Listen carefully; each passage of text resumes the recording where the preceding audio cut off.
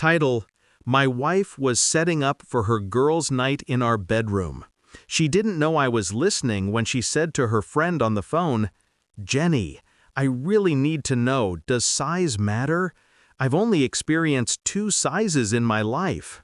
Start: She didn't see me standing in the hallway that night. She never does. Our bedroom door was cracked just enough for the sound to slip through. Her voice, playful at first, then sharp. "Jenny, I really need to know, does size matter?" A pause. "I've only experienced 2 sizes in my life, and honestly, I can't say I've ever been truly satisfied."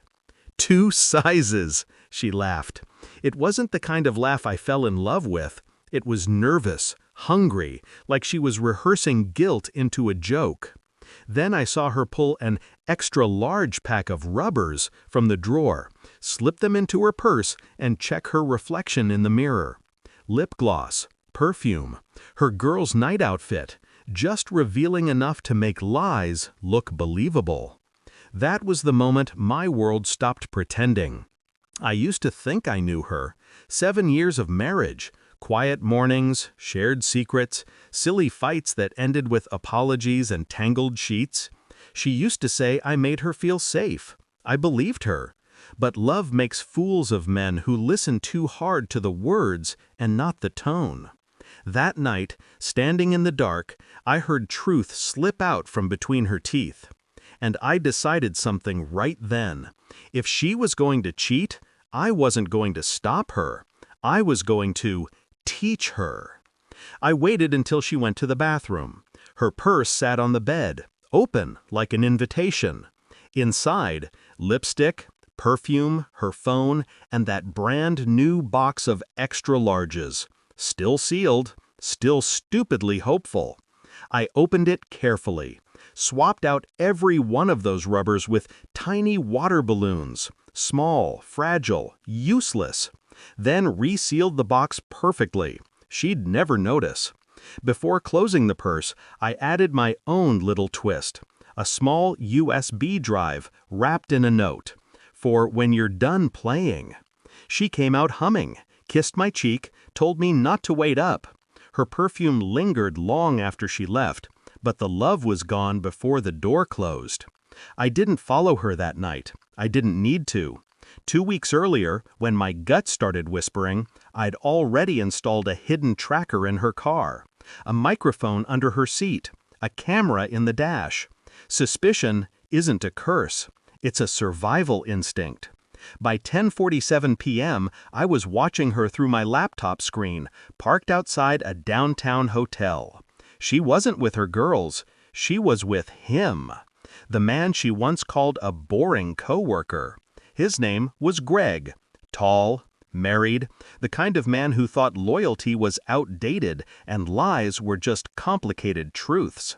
They met in the parking lot, laughed like teenagers, kissed like strangers who had nothing to lose. I recorded every second. The next morning, she stumbled home, lipstick smudged, hair tangled, the kind of guilt that clings to skin. She didn't see me at the kitchen table, coffee mug in hand.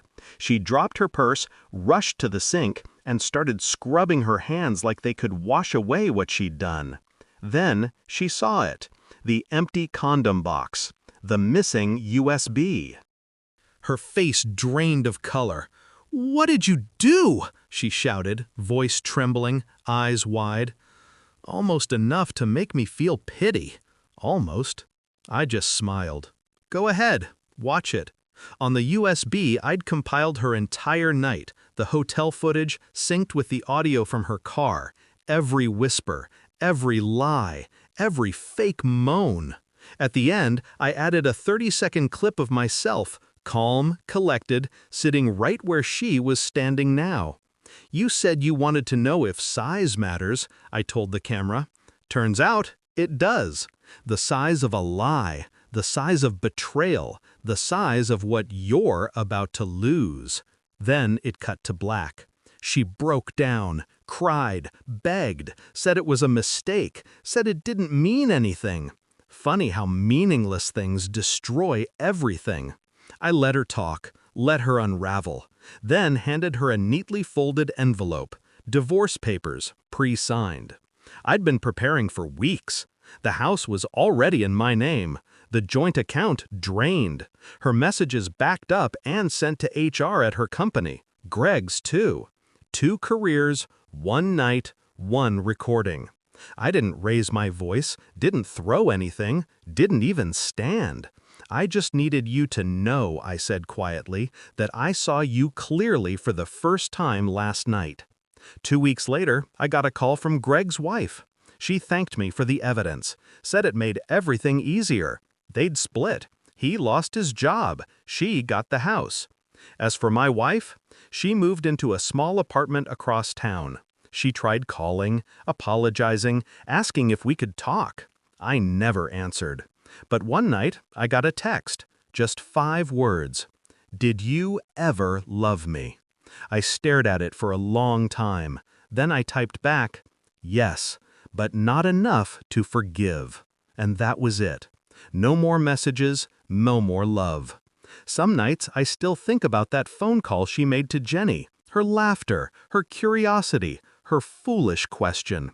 Does size matter? Yes, it does. It's the difference between who she was and who I became. Because I learned something through her betrayal, that revenge doesn't always roar. Sometimes it whispers, "Check your purse." And sometimes it doesn't just expose the truth, it measures it by the size of her lie, by the silence that followed, by the man I became when I stopped waiting to be loved and started demanding to be respected.